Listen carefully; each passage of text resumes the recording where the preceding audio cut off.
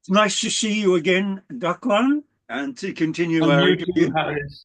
Yes, great. So I think the part we got up to was talking more about your life in Indonesia, your marriage, the Yes, work you did, and so on. yes. So I'll continue with that. I got married in 1979, and by 1983, I was settled in Indonesia. Munadi, my son, was born, and then Rianti, my daughter, was born 2 years later in 83. We settled in Bandung, and I got a job with Bandung International School as teacher librarian. And I stayed there for 18 years, having previously been in jobs for, 1 year, 2 years, maybe 3 years. But uh, the motivation for staying such a long time, although it's a great school, it was a great job, was that I had help with the fees, with the school fees for my children. And of course, education is the key, and it's a great school, and they got a great education there. Yeah. So, and how long did that go on for, that period in your life? 17 years. And I attended Subud Bandung, did Latihan, but also went down to Cilandak. I started working for the archives and the history of Subud. Um, it started off like this, Harlina Longcroft, who was writing the history of Subud. She wanted someone who would know how far she had got, just in case she suddenly departed. I'm no historian. I respect the skills of the historian, but at least I had the library skills and the research skills. So I would go down about once a month down to Chilanda, stay the weekend near Halina's, and work with her. She would show me what she was doing with the archives, the bits of research she was getting onto. And I must say that she is, yeah, wherever she is, she's a remarkable person. We know that in Suba there are no gurus, or in the sense of, you have to obey everything they do in the Sufi sense. But I've had three mentors, I can say. Masaji, of course, we spoke about him before. Ridwan Isaacs before that in Super Central London, and Harlina, she is a remarkable person. I learned so much from her, just working with her. And we would work fairly intensely over the weekend, but then we would relax in the evening. And she's known as Seward's Iron Lady, the equivalent of Margaret Thatcher, but she had a really soft, feminine side. Remember, we used to listen to country music like Roger Miller, King of the Road. So she had a really fun side, really fun, feminine side. But Uh, some remarkable stuff I got from her. Yeah. so, what was it specifically that you learned from her? Um, to be my own person, not to rely on the hierarchy of Subud, if you like. For example, we used to test, she used to test, because she's a historian, she used to test events in world history. For example, sometimes she'd get, we'd be talking about ancient China. And then she'd get, I'm getting this frisson, and she was there in ancient China. And then the Vikings, she received that she was a kind of priestess, where, the Vikings, in a way, were Slavs and all of that, but they were very brave explorers. And when they launched their ships to go out into the unknown, it was like a religious service. And she saw herself as a kind of priestess, blessing the ships as they went up into the unknown. She was having these kind of experiences. And so one of my interests is King Arthur. Uh, there are several claimants. Who was King Arthur? And I asked her about this. Well, she said, Dachlan, you're a Subud helper. You can test for yourself. And I did, and I got a satisfactory answer. So that sort of thing, to rely more on myself than, other gurus or honchos or, important people, just to be my own person, my own man. Okay, Yeah. that's really interesting. Now, you actually spent some time in East Timor, didn't you, when it was working towards nationhood. That's right, exactly. I was coming to the end of my stint at Bandung International School, and my kids had left. They'd all gone to university, so I didn't have that motivation to hang on, and because of the school fee help.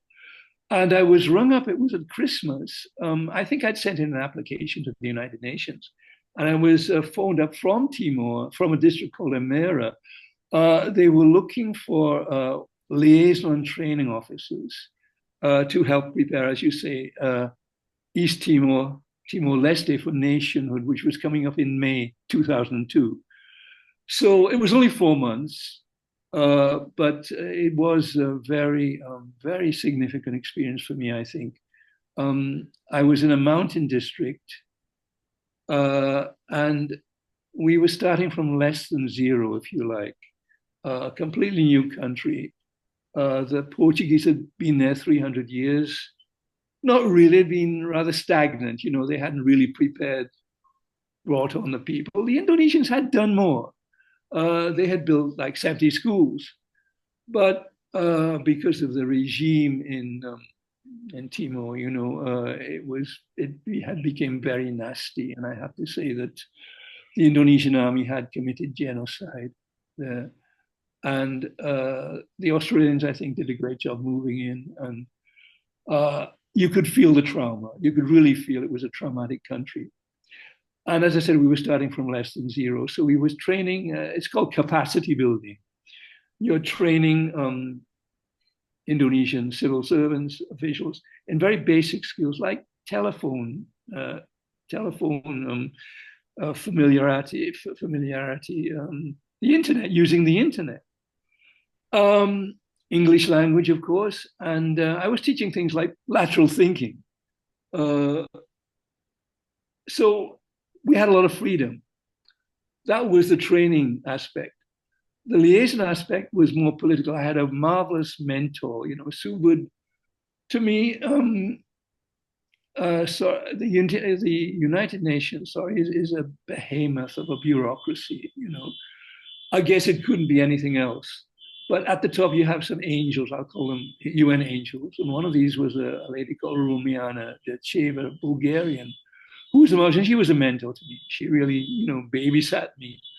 I remember one time when she was absent, I had to chair a meeting of the military, the police, the trainers, the locals. And I haven't got a degree in political science, but I was thrown in the deep end. So I did learn in a meeting like this, what you do, you let the experts talk, and you get a consensus. So I was learning to handle that sort of stuff.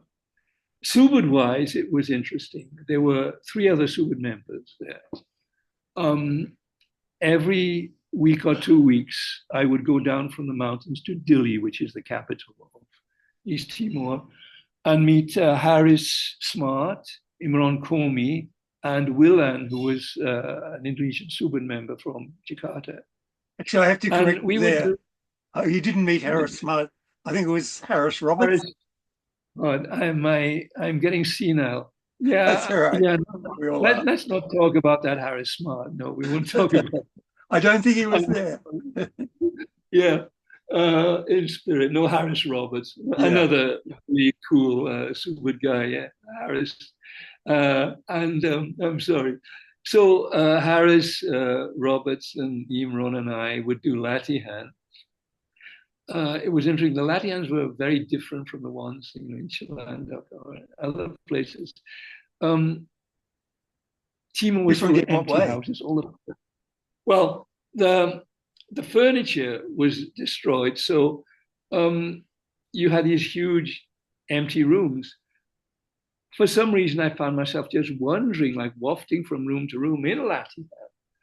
Not very noisily, but it was like there was an art house film called Last Year in Marienbad, where beautiful people, like drifting from room to room. And just the nature was different. It was more of a, well, it wasn't, it wasn't really violent or anything. It was just, hard to describe. And I'd like to say something about Timor because it is very different from Indonesia. It's I feel is protected by Mother Mary. Um, and as you know, Fatima is very much in our consciousness now with the upcoming World Congress. This would be, I think, interesting to Seward members. Just before independence, the statue of the Virgin from Fatima was brought over to Timor. And it was carried around all the different districts, the mountainous districts, in a kind of medieval procession. And it came to Emera where I was at sunset. So it came down over the mountains and along the street. And people were like praying, lighting candles, very evocative. And I felt that, in a way, Timor seems to be East Timor under the protection of Mary, Mother Mary. You know, Paul McCartney's marvelous song, Let It Be. It seemed that Mary was saying it was like healing all the wounds. Talking about healing, there's a marvelous story that the other Harris told, which I'm sure Harris wouldn't mind sharing. Reconciliation being such an important word these days. Harris's job was working with the youth in Timor, the East Timorese youth, and he had taken a party of East Timorese youth to West Timor, the Indonesian part, and they were in a meeting. And suddenly this police chief from Indonesian Timor stood up and said, everybody, listen, I've got something to tell you. He said, this young man standing next to me, I tortured him and he has forgiven me. So like everyone in the room was crying, you know, this capacity to, you know, because torture is worse than death in a way from killing somebody. So the Indonesians and the Timors have a marvelous capacity for reconciliation, which possibly the Westerners don't have so much. Yeah. So anyway, that was a very moving part. So I'm really glad I had that experience of Timor. Yeah, sounds remarkable. And what happened when you went back to Indonesia? Well, I'd been downsized at the international school, but I didn't really mind because, you know, my kids had gone through school and they were both at university. And it was a time in your life when you sit down and say, well, what am I going to do? Do I want to go on being an English teacher, librarian? So I'd always liked poetry. First, I tried a novel, but it didn't work out. But out of that novel came a poem. It was really about the reconciliation between Britain and America, triggered by Mel Gibson's rather controversial film about the Patriot, where the British are really pilloried and seen as Nazis. And the first poem became a fantasy in which we're back in Liverpool in the 60s, in Birkenhead, actually. And it's true that Brian Epstein, remember the Beatles' first manager, he used to arrange phone calls from Colonel Tom Parker, Elvis's manager. It was just an arrangement. Colonel Tom Parker wasn't really phoning, but it was a publicity plot that Epstein did. So in this poem, I have Epstein picking up the phone and not getting Colonel Parker, but Colonel Bannister Tarleton, who is the colonel in the English army in the Revolutionary Wars, who was really pilloried by Mel Gibson, I have to say. He was accused of being a Nazi, like they burned children in church, which the Nazis did. The British did. Tarleton was a ruthless fighter, but he was no Nazi. And it's a kind of fantasy. So Tarleton's saying, you know, take your crew, the Beatles, and conquer America. So it's a kind of fantasy. And then out of that came a whole lot of poems about Liverpool, Mersey Beat, which, you know, I was there for that. And then about Wales, and about Indonesia. And I've written now 7 volumes of poetry. They haven't sold too well, but they're on Amazon. and I keep revising them and revising them. But it's a kind of a labor of love for me, certainly. So I discovered that. The or a particular quality that your poetry has is it's Yeah, very jam-packed with illusion, isn't it? That's it what you is. like to And you do. notice I do like to do that, and it can be a bit annoying. I think we've discussed that. When I came to Melbourne, and you advised me to, explain all these illusions.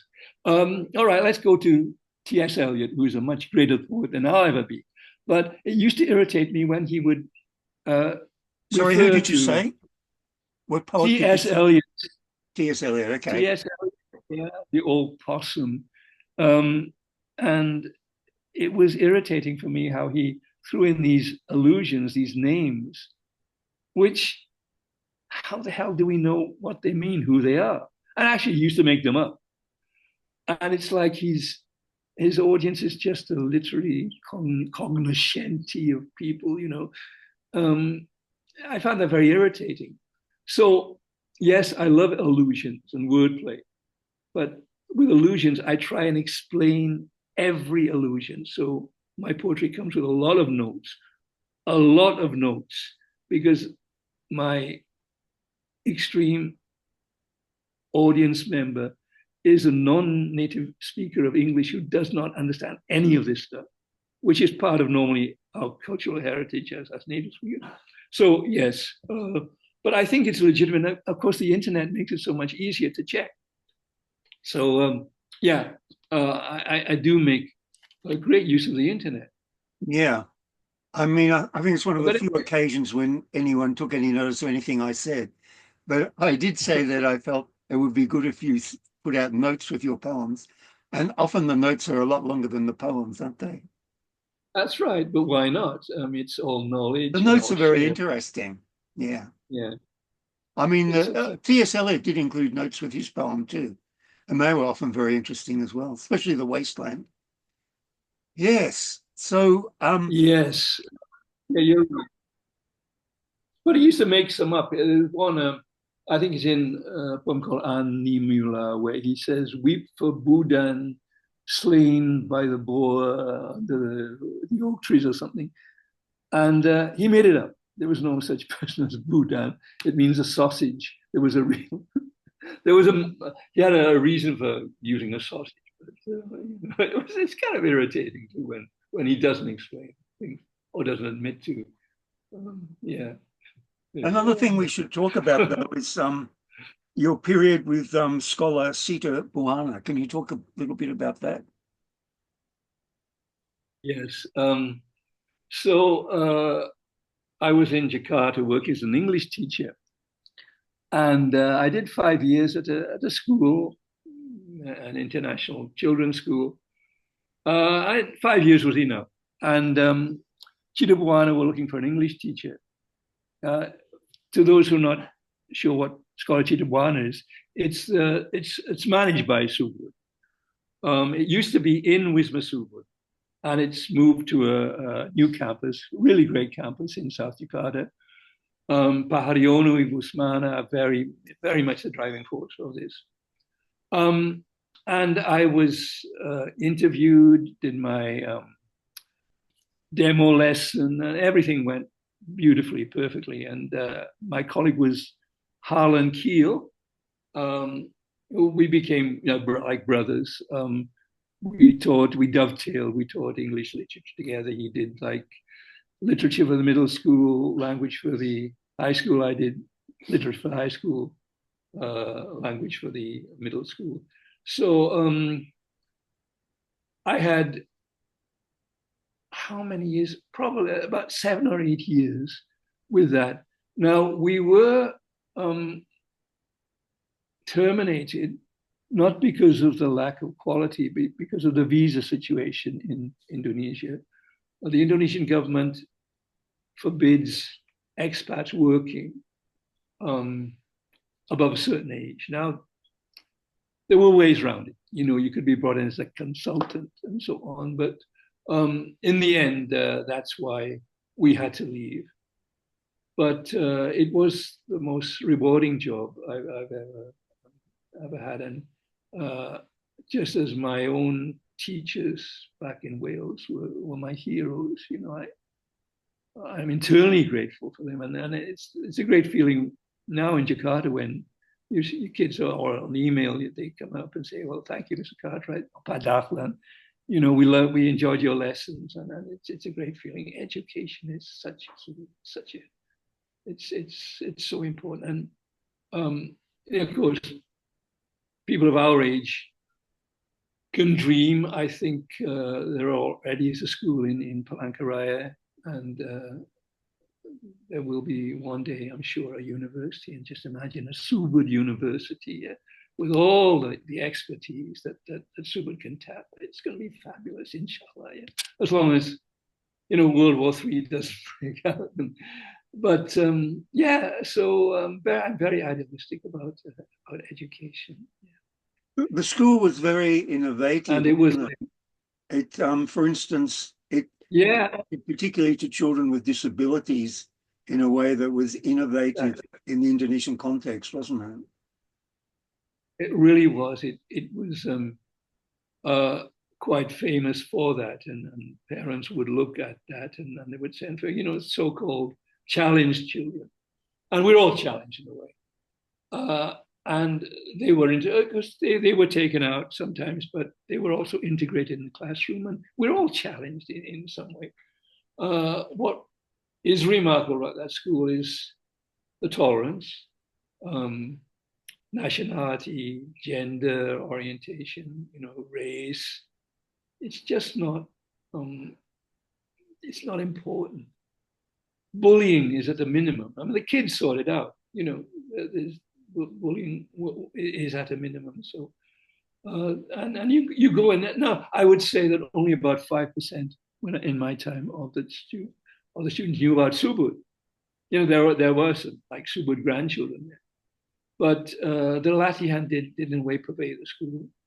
And Ibu Ismana is a wonderful person. I mean, and she's no chicken, she's but a remarkable and a beautiful person, just like Ibu Lahayu. I mean, they are cosmic, metacosmic. Yeah. Could we now talk about those experiences which you sum up under the word Kilimanjaro? Yeah. Now, when I saw your interview, you mentioned some quite remarkable experience from meeting Bapak, and many Subud members talk about quite remarkable experience with angels. I never had that until I think it was 2018. I'd been retired, and I was very ill. I had a condition which may have led to leukemia if it hadn't been treated. But one night, it was around about my birthday. It was the middle of the night in this room, actually. Middle of the night, it was a tropical storm blasting out. The doors were open, and I was like wafting from one outside. My wife and son were there, but they didn't seem to notice that I was going to the toilet or something. And it seemed that something from outside came and entered me. And for some reason, I associated with the mountain Kilimanjaro. I don't know, maybe it's a subjective association, but I code it as Kilimanjaro. And one interesting thing about this was, you have a great experience. Sometimes you have a marvelous golden moment, and you think, well, it's not going to last. It's great, but it's not going to last. And this time they said, no, this one will last. You will not lose this. We will stay with you. And I think it has, on the whole. We both are friends, good friends, email friends with Lucas Horton, and he talks about the arrow, being the arrow. And I think at our age, 80 and above, I think somehow we're allowed to submit to our genius, our demon. We're allowed to just like follow this arrow to wherever it's going, and it doesn't wobble, and I just feel like there's the arrow, and it's in me, and it's moving somewhere good. I think, I hope. So, yeah, there weren't bells and whistles and angelic voices, but it was probably the most remarkable Subud experience that I've had. Hmm.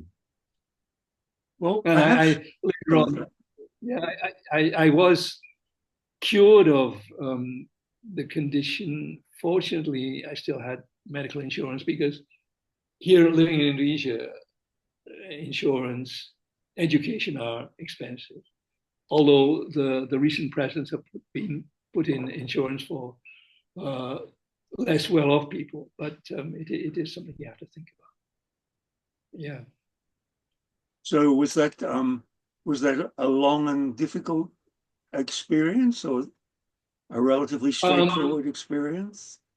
uh, Both, I think, midway. It was. Um, I was ill for a few months. Couldn't walk. I was in hospital for about 2 weeks. Had a wheelchair.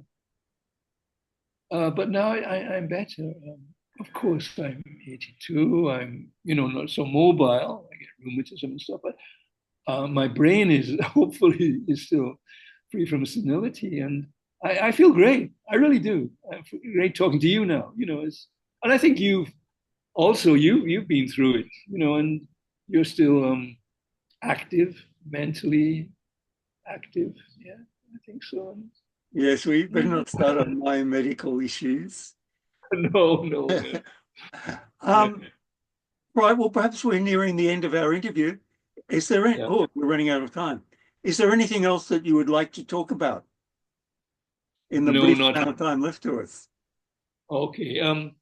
No, possibly, the draft article I sent you that, you and I and Danielle and Lucas are forming this little group where we share songs, we share ideas. And maybe it's good for Subud members uh, to have a kind of connection be, somewhere between the overall Subud connection and the individual one. Form a group of friends, share things, and it's like a cell because Subud is one being, Subud is one soul. And another thing I've noticed that you never find anyone from exactly the same background as you. It's like in market research interview, someone's done a quota sample, and we have one of those and we have one. You never meet someone from exactly the same background, I think.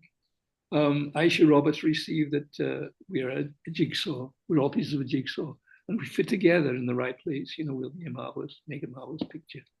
Yeah. Well, it's been a pleasure to interview you, Dachlan. I've really You enjoyed too. it. Man.